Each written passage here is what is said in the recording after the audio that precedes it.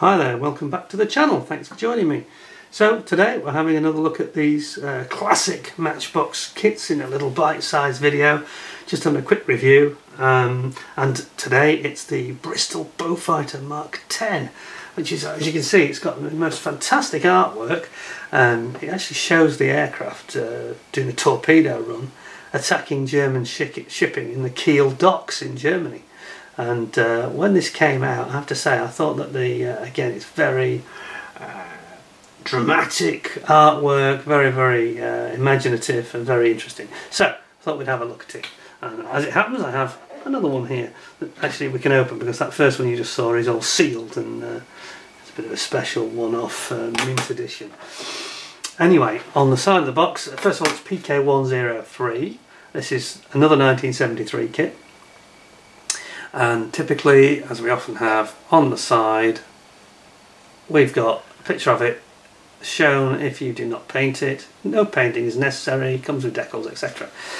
On the other side we've got some of the other kits which you can buy in the range, including the Jag, which we've just seen earlier, I think, recently, and the Corsair, which we've also seen recently, and the Helldiver, which we haven't seen. Probably won't get to see that one because I think that one's another sealed one. So on the back we've got typical, you have to forgive the fact this has got a little bit of staining, so I'll show you the good one if you like. This is, as I say, it is shrink wrap there, so there might be some reflections, be aware. We've got Coastal Command, May 1945, 254 Squadron. Doesn't say where, unfortunately, but I suspect it's probably in Scotland. I wouldn't be surprised at all if it's not somewhere like I can't remember the name of the place where the mosquitoes used to be on the North Scottish coast, past Inverness and halfway along the coast there. Banff, that's the place I'm trying to think of, Banff Strike Wing. And then we've got RAF Langham 1945, same scheme, very similar looking aircraft.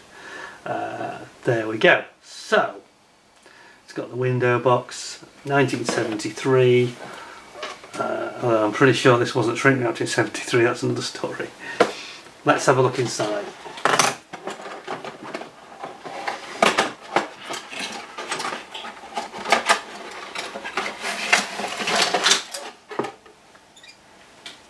Typical, got the ubiquitous Matchbox stand, which we all like, and it's always very functional, and if only they did that today. Don't know why they don't, to be quite honest. Airfix don't do it. They want to charge you extra and you have to buy it separately, I don't know why. Then we've got these clear parts, which are on an interesting little sprue of their own, which is quite nice.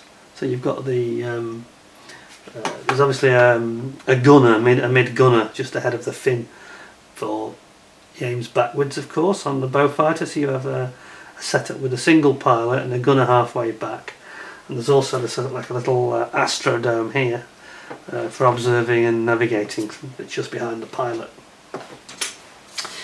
Typical 1973 style orange range instructions. Nice one, this, absolutely mint, I've got to say. And there should be some decals, and there are. Here they are. Would they work? Borderline, but yes, I think they'd be alright. I think they'd be okay. I won't take it off because it just helps preserve them a bit longer if we keep it on. But as I said before, Matchbox decals actually work very well, even when they're on, unless they're really past beyond help, you know. Then we've got the little colour call-out guide for all the small parts, and it's the tail wheel and the main wheels, the cockpit area, and your main gear, legs, spinner and prop, and then your exhausts, your torpedo, and your engines, intakes, and the aerial at the end. So let's have a looky, see what we've got. Now then, starts off as usual with your cockpit. So you've got, in this case, it's almost like you've got two little cockpits. You've got a pilot and a gunner separately, both very rudimentary sort of seating. I've got to say, it's all moulded in. The seat is moulded onto the bulkhead all in one piece, so you're not going to get much detail here, but anyway. Then you're actually bringing in your cockpit sides and introducing your gunner and your pilot into the construction. Just going to bring you back a fraction. Then we start building up the wing, 2 halves of the wing, and then there's rocket rails underneath the wing as well. And the legs are going in, quite beefy legs actually on this aircraft for the undercarriage. And then the wheels and tyres. And your gear doors going on as well. And then we've got the wing, the opposite wing, same, just so it's the same again basically. It's just telling you to repeat the assembly in reverse. Or in the mirror fashion I should say. Then you've got your tailplanes going on, you've got your canopy glass going in, glass going over the gunner, and then your intakes on top of the engine for the superchargers, and then you've got your actual engine and your cowling going in there with your exhaust on, and then your spinner and prop, and then finally your rockets going on your rocket rails underneath the wing. And it's saying that if you want to have the undercarriage retracted and put it on the stand, you can do that. And obviously in that case you need to close the gear doors. And then last but not least, put your torpedo on. Awesome, awesome, very nice, like that. Excellent, excellent, excellent. Right, what have we got? Let's see. The 3 sprues are that strange. We had this on the Harrier. If any of you that saw my Harrier review, this is exactly the same plastic colour and everything, and we called it dog dirt brown because that's what it reminds you of, I'm afraid. It's very strange, orangey, red, brown, yeah, not very nice. But there's nothing wrong with the actual moulding, very crisp. Not a lot of detail in terms of any riveting or anything like that, but you've got your torpedo. There's no flash there, very flash free. Tail planes here, and you've got obviously your nacelle for your engine's already built in, and then your gear doors right there. So nicely moulded, and there's no problems there that I can see. And for the underside of the wing, obviously we've got, sorry, let's just move that, otherwise it's going to distract the camera. On the side of the wings we've got the bottom side, and it's quite nice that on this aircraft they've actually decided to go for having working ailerons, which is quite unusual on Matchbox at 72nd scale, which is really good. Yeah, a bit of a departure from their normal, very plain, simple wing design. And then we've got the engines here, obviously.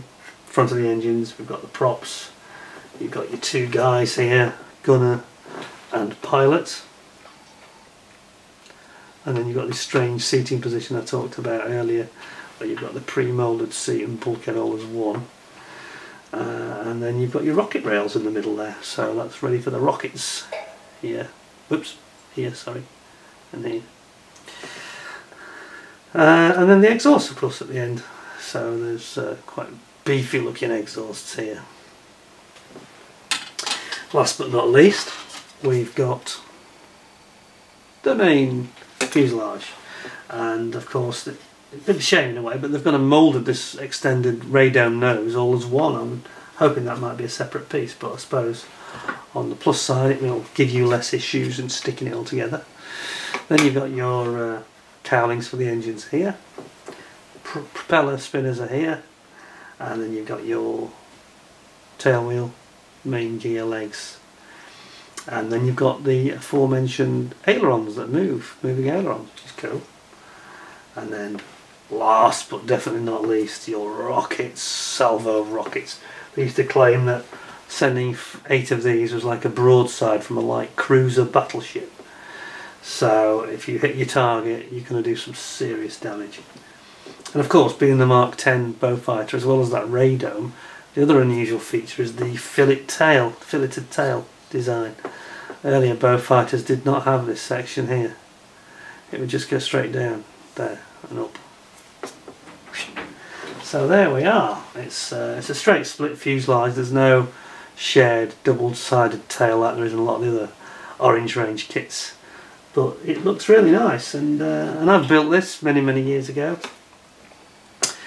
I have to tell you that unsurprisingly there were no problems or issues at all. It was just a piece of cake really, and they always are, you know. It's a really nice kit. So there you go, that's the Matchbox Beaufighter Mark 10X, MKX as they say. Very nice artwork, very memorable.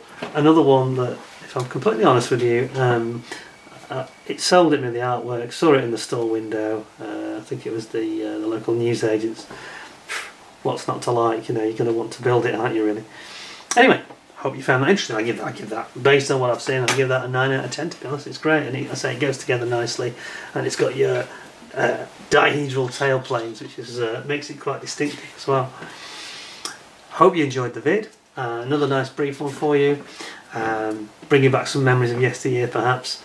And if you did enjoy it, please give us a like, share and subscribe if you haven't already, and don't forget to click the notification bell, because I'm doing a few of these now, and there'll be more coming up and you don't want to miss out, because I'm sure it'll bring back some a few smiles and perhaps a few happy memories to people.